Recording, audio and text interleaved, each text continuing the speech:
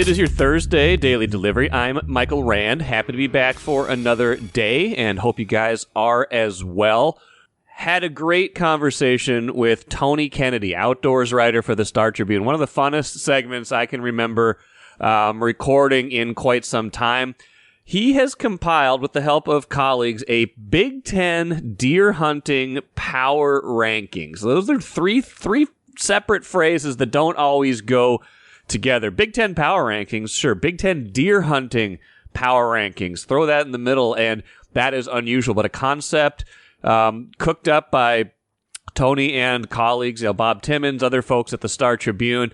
That will be coming out in print and online very soon, but we talked about that for today's podcast, the methodology, where Minnesota ranks among its Big Ten peers in deer hunting, and things like that. I really had fun talking to Tony about that. I'm not a deer hunter, but I really enjoyed kind of getting into the nitty-gritty of what makes a state a good deer hunting state and some of just the uniqueness of the approach and coming up with that idea that the Star Tribune had. So hope you enjoy that here in just a little bit.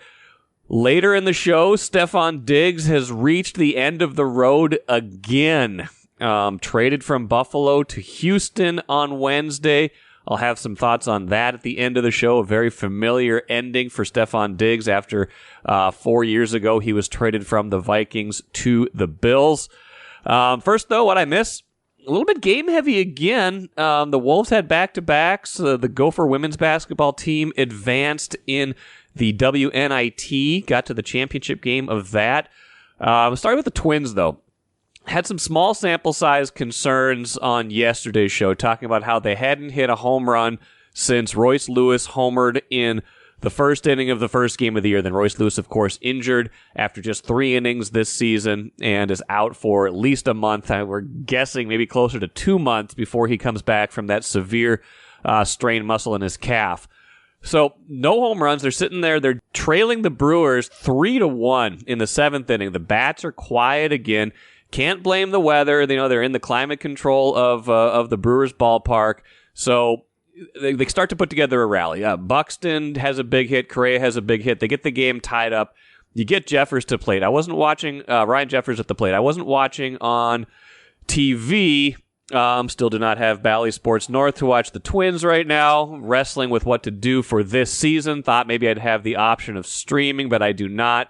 So trying to figure that out. Do I need to make a change right now? Things like that. Not watching on TV, following along on the game cast while I'm finishing up work. And I see Jeffers having a really good at-bat, right? It's like he's still up there. It's like 2-2. Still 2-2. Fouling off pitches. 7th pitch. Gets one he likes. Hits it just over the wall in left field. Biggest hit of the year for the Twins. And Jeffers even said that after the game. A lot of guys for the Twins said that after the game. Said it felt important to win this game. After winning their first 2 in Kansas City, then getting routed in the series finale against the Royals, losing the first one against the Brewers. You don't want to come home 2-3 with 3 straight losses, going into today's home opener against Cleveland. You just don't want that kind of baggage carried into Target Field. So that 5-run rally, 3-run homer from Jeffers, capping a 5-run rally. So that's, that makes them feel better. Again, early season, small sample sizes. It's not like this was going to be the end of the world if they didn't rally, if they didn't hit a home run, but you feel better about things even just from one swing of the bat. That's the way baseball goes. One swing of the bat suddenly has you feeling better about, an inning, about a game, about a team. 3-2 coming home now to the opener of the Target Field season today, 3:00 against Cleveland. Looks like the weather should be pretty good for that. Looks like upper 40s, maybe hitting 50, nice and sunny. It's not hot, but that is pleasant April baseball.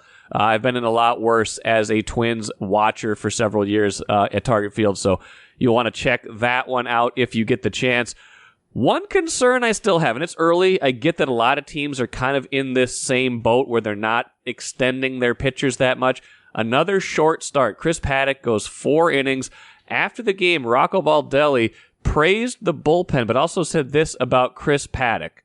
With how much he had to, with how he had to work to get through those 4 innings, I think he was close to spent at that point. Regardless of what he says, that's what I was seeing with my eyes, and I think it was time to get him out. There will be other games where he certainly goes back out, keeps pitching, goes and hopefully pitches the fifth and finishes it for us. But with the effort that it took to get through those first 4 innings going to our bullpen, I thought was the right move. Now, Paddock's 4 innings were relatively effective, right? He only gave up 2 runs, but he needed a lot of pitches. 82 pitches. It sounded like from Rocco's comments and from talking to Bobby Nightingale and Phil Miller from our staff earlier this year, sounds like, Paddock's going to kind of be a 5-inning guy this year. The back of the rotation, still easing him back.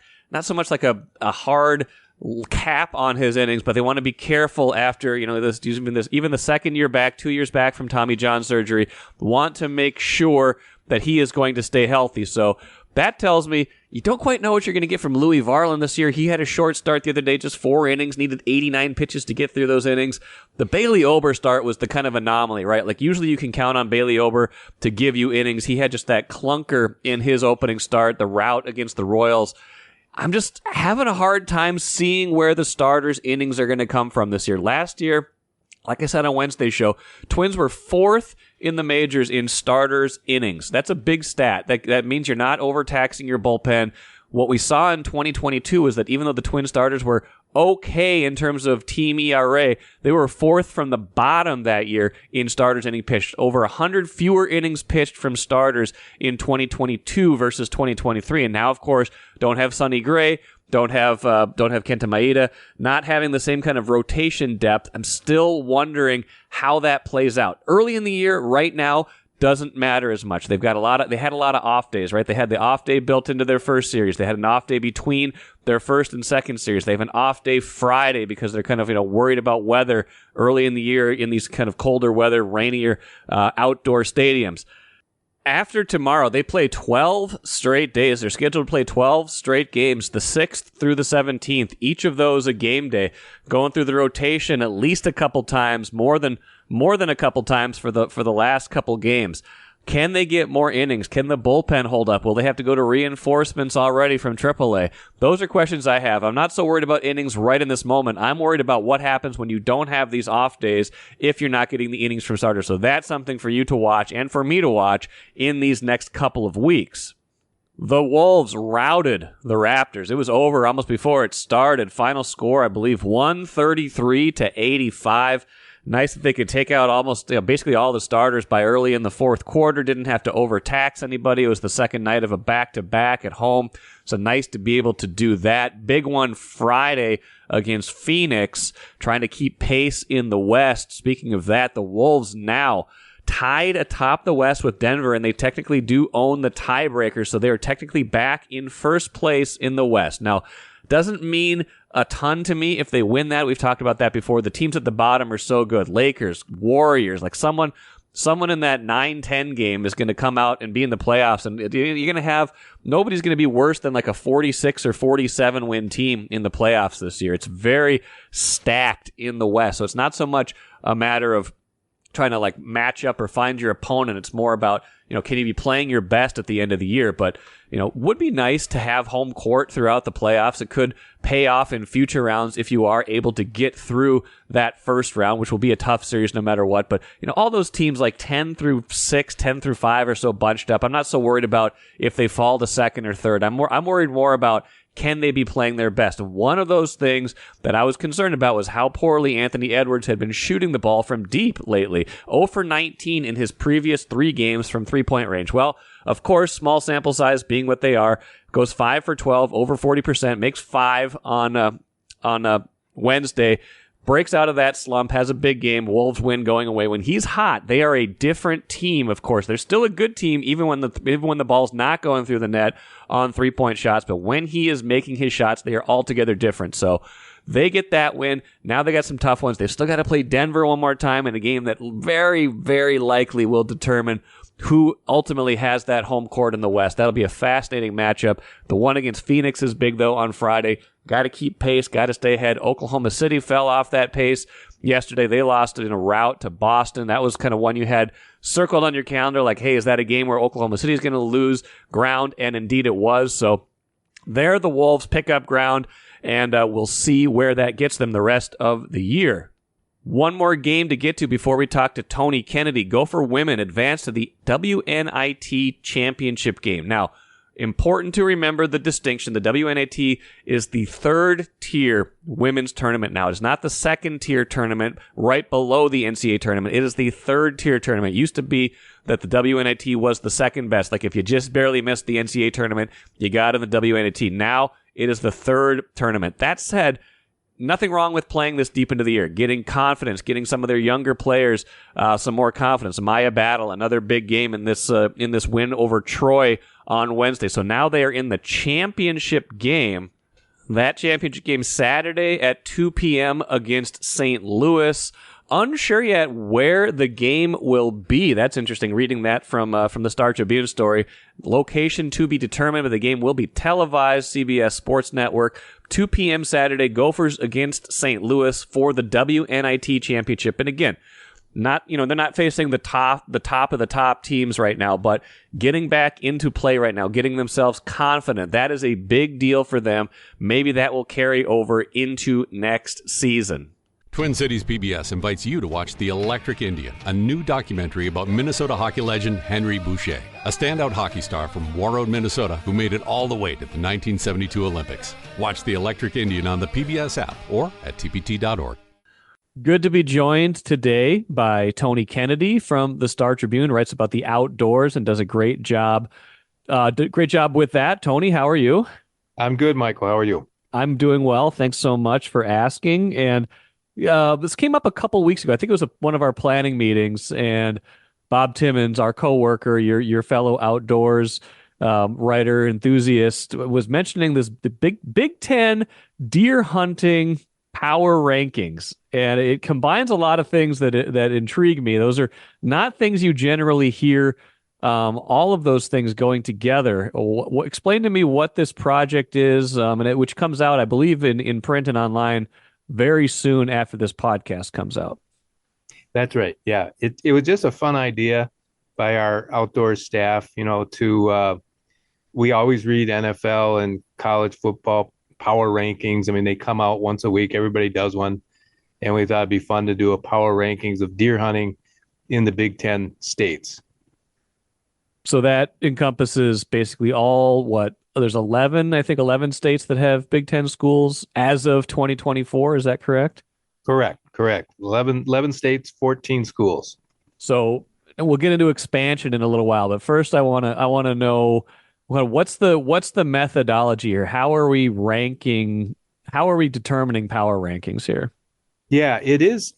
I mean, it started out as a fun idea, and we thought we'd look at how many deer hunters every state has and how many deer they harvest, and kind of leave it at that. But then we found a great resource through the National Deer Association. They do a very comprehensive report every year on the deer harvest nationwide, and they do comprehensive listings state by state in, I want to say about 20 different metrics.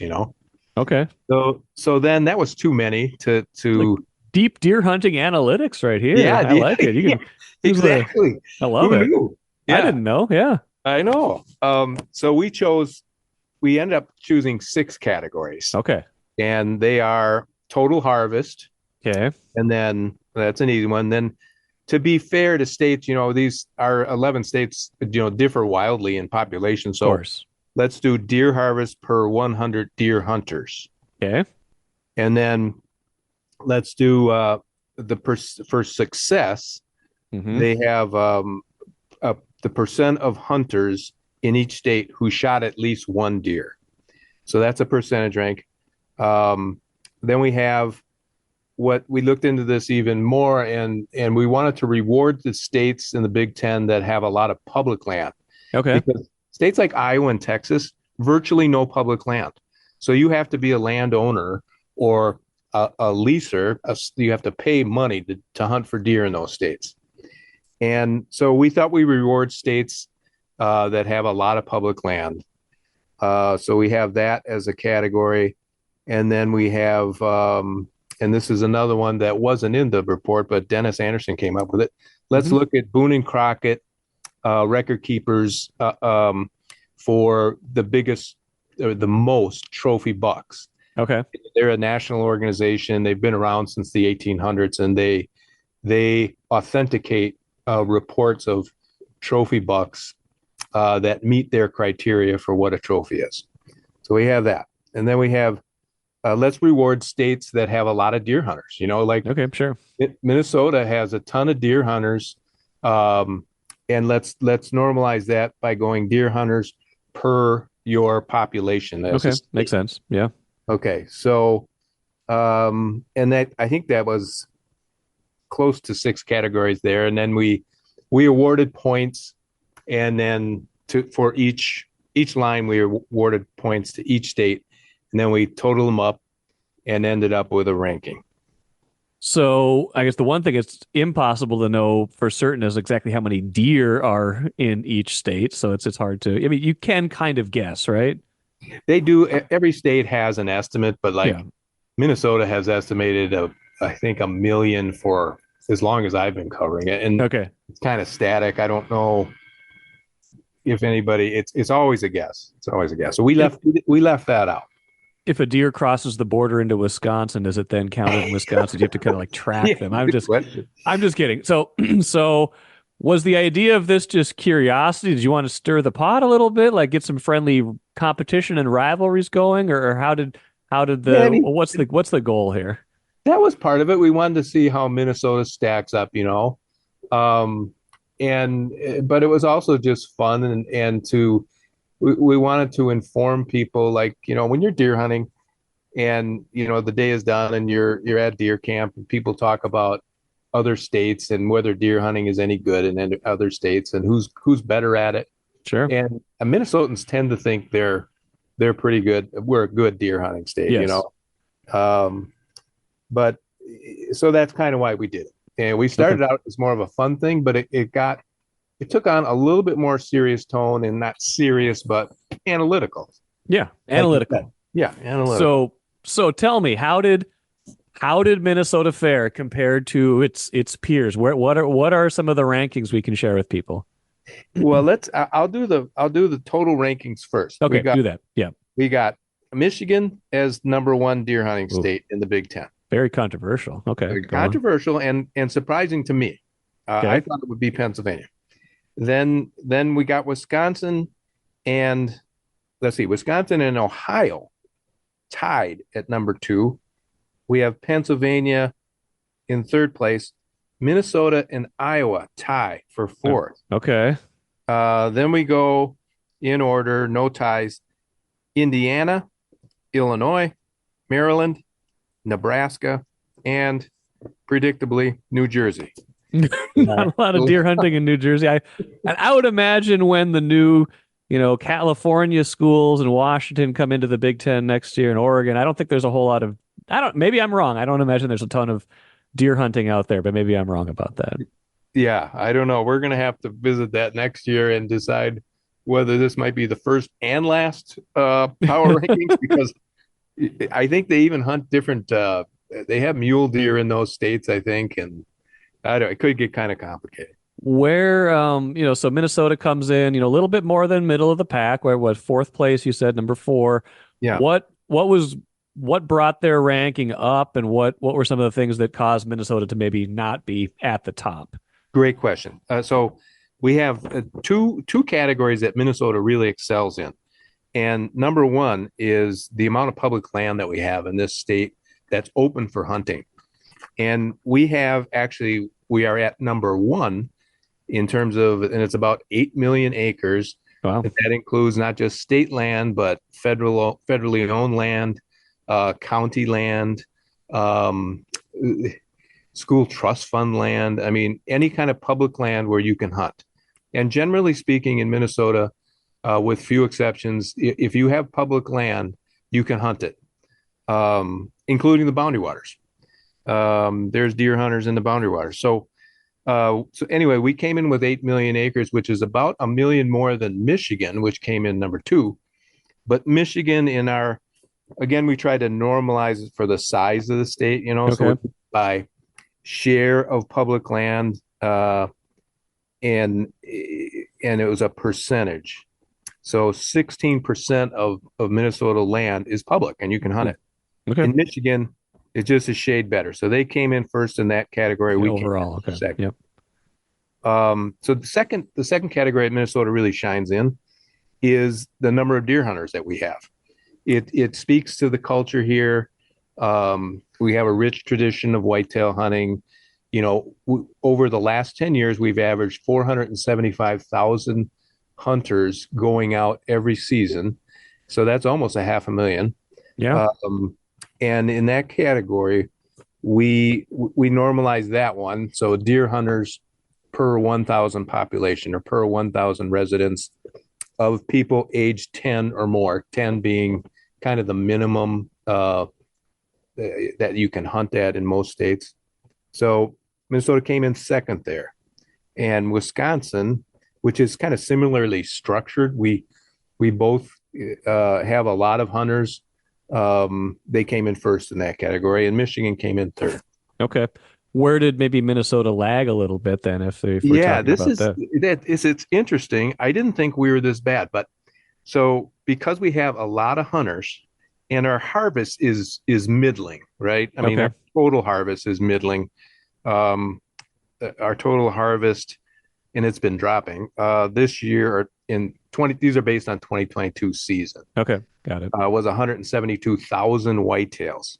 So you take basically it's a division, what your total harvest is divided by your total number of hunters. And because we have so many hunters and kind of a middling number of harvest, Okay. we ranked actually the last. We were in last place. In terms of like percentage of hunters who harvested a deer, is that kind of essentially what that is? It gets close to yes, it gets close to a percentage of that. What we have for hunter success, and Minnesota didn't do well here either. It did kind of middling, but in terms of how many hunters shot at least one deer. So our percentage there is 32%, Yeah. which is not very high. So No. we came in seventh place there. Okay. Our total harvest of 172,000 whitetails came in right in the middle at 5. So, but that last place finish there kind of dragged us down. Yeah. Sounds like it. Yeah. What's everyone doing out? Why are they all going out if there's nothing to shoot at? Well, I think in these last 5 years, even more people in Minnesota, especially up north, have really struggled Okay. to find deer, and that's a combination of factors. But we had some really tough winters there, back to back to back, and we've got wolf predation, and we've got loss of habitat to a loss of good winter habitat for places where the deer could be safe from wolves. So, yeah, that I think dragged it down. But yeah, a surprising result. How did Michigan get to number one then? Was it a lot of name, image, and likeness money up there, or is it something else? Their hunter success was excellent. So Okay. they had one of every 2 hunters shot at least one deer, Okay. and some shot more than one deer. So that was number one in that category. They were also, like I said previously, they were number one in total amount of or percentage of public land. Okay. They also did well in, like Minnesota did, in the number of deer hunters that buy a license per how many residents they have. So that's where they did their damage, and they ranked fairly high in some other categories. Total harvest, for instance, they came in behind Michigan or behind Pennsylvania, which is number one by a long shot. And Wisconsin is number 2 in total deer harvest. Michigan's number 3, right behind Wisconsin, almost equal. Okay. Almost equal. That kind of surprised me too. But yeah, that's where Michigan did its damage, I think. So you said Michigan was surprising to you. Is that just reputationally? Is Michigan just not thought of as much of a deer hunting state as some of these other ones that maybe finished a little lower, or how did it surprise you? Yeah, I think that's probably provincial on my part, Michael. But we always look at Wisconsin as being because I always thought they were right behind Pennsylvania in total harvest, and they have a ton of hunters, and those are both, we gave credit to them. But Michigan, I get, and like I said, it's probably provincial, but I figured them to be about fourth and us to be about fifth. But with these other categories, they did pretty well. Couple more things for you, Tony Kennedy. This is great. I love these. I'm going to look at these for sure when these are out in written form, but love talking about this right now. What can Minnesota do to raise its status in the 2025? You're not going to do this every week, right? I'm assuming you're not going to do this every week. What can they do to get better in the 2025 version? And can you cook the books a little bit? Can you reverse engineer a better finish for Minnesota based on different methodology, things like that? Well, we could have definitely. Yeah, we don't want to do that though. Some of the mock drafts, they're not mock draft. We mocked up some, and Minnesota did worse in some of the categories we wanted to include or we thought of including. And it did help when we normalized some of these categories. Like, we don't have, like, compared to Pennsylvania, we don't have as many hunters, but we came out better than them because they have huge populations, with Pittsburgh and Pennsylvania, or Pittsburgh and Philly and some of the other metropolitan areas. They have more people than we do. Sure. So they have more hunters, but on a per resident number of residents, we came out better. Yeah, I don't know. I'll have to look at that. I thought this was fair. We had our data expert, CJ Sinner, worked really closely with us on this, and she kind of brought some sensibility to fairness that we didn't have. Just as kind of looking at it more just from as hunters and how many deer you kill and how many people you put out there in the field. We had one category that we shook off that I think we will include next time is the National Deer Association has a report on how many average days a hunter in each state spends afield hunting. We were going to give value to the states where people put a lot of time in. Yeah. So, but we left that one out because we were at 6 categories and we thought, well, 7, well, then 8, that's just too much for people to take down. But there were some other surprises, in some of the smaller states, New Jersey, for instance. You think, oh, these guys, they weren't even on the map. But New Jersey came in 3rd place. They ranked 3rd in an important category, and that is the share of land that is public for hunting. Okay. New Jersey surprisingly has 750,000 acres of public land that is huntable for deer, for waterfowl, and trapping, so forth. And they're pretty proud of that. When you go to the DNR website in New Jersey, they have a big map of all the public land areas. And considering it's the most densely populated state in the nation, they deserve a lot of credit for that.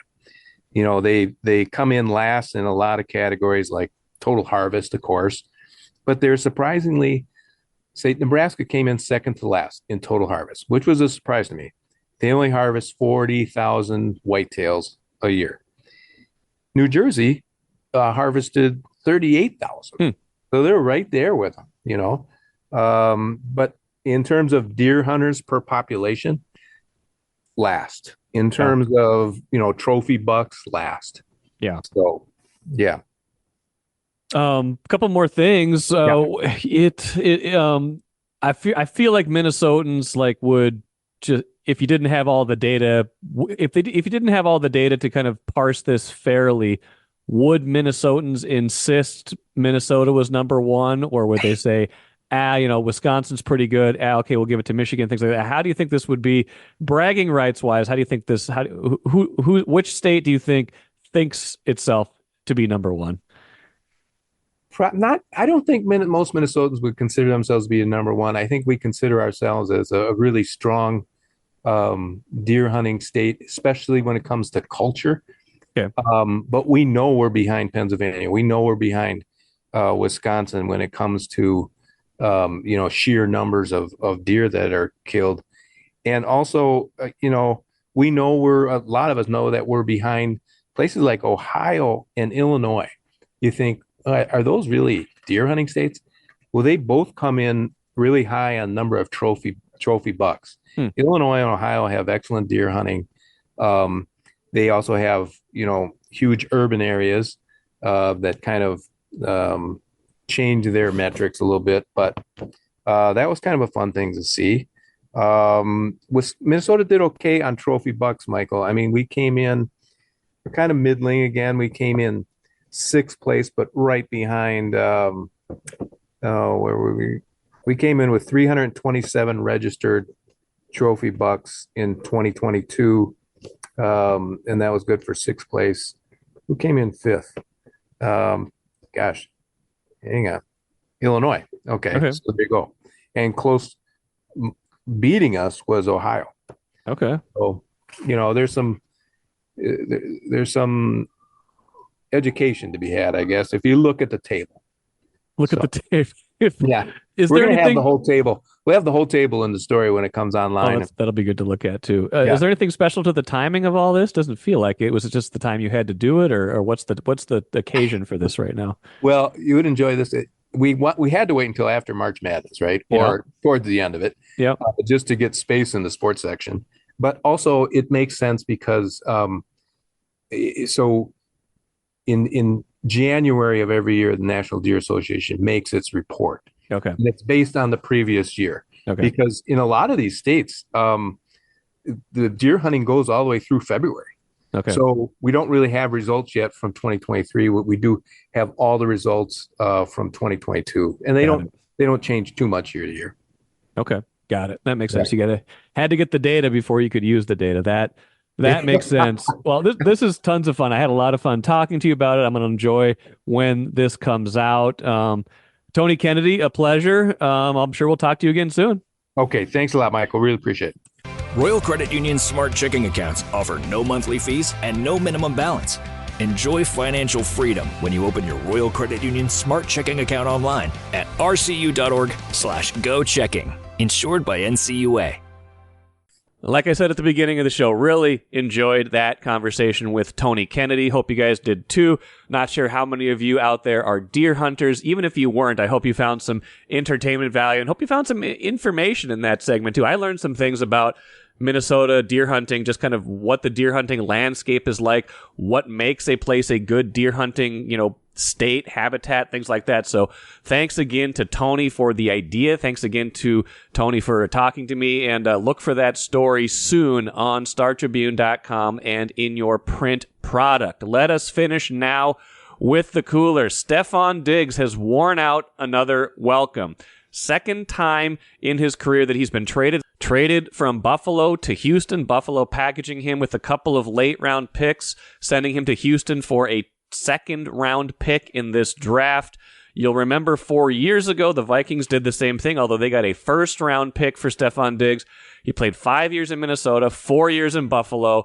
He gets disenchanted with things. He starts doing these cryptic social media posts, things like that. The end in Buffalo felt very familiar if you followed the end in Minnesota. Like I said, second straight time he's been traded from a very good team. The Vikings in 2019 were a playoff team. They made the playoffs. They won a playoff game that year. They were coming off the best season of the Mike Zimmer, Kirk Cousins marriage that eventually broke up. Buffalo won the division last year. 11-6 team. They've been a division winner the entirety, I believe, of Diggs' time there. So they haven't gotten over the hump, haven't been able to get to the Super Bowl, but he was a very good, very productive player. Same with Minnesota. Something happens where it becomes untenable. He wants out. The team gets to a breaking point where they're like, you know what? If this player doesn't want to be here as good as he is, we need to move on. The Vikings did so well with that decision, right? They traded him for the first-round pick that became Justin Jefferson. Not saying the Bills are going to do that, but there is a Minnesota angle to this trade. The second-round pick that Houston is sending to Buffalo in the swap for Stefon Diggs is the Vikings' second-round pick. It is that number 42 overall pick because the Vikings made that trade with Houston earlier this year to move up into the first round, get to that number 23 pick, trading this year's second, next year's second to get that pick.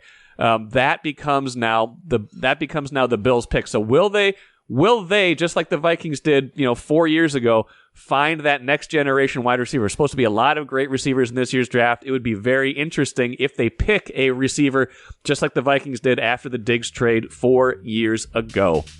That will do it for me today. Like I said, Twins opener today, expecting to talk to Phil Miller, Twins beat writer for Friday's show, so stick around for that on tomorrow's show. Until then, I am Michael Rand, back at it again tomorrow.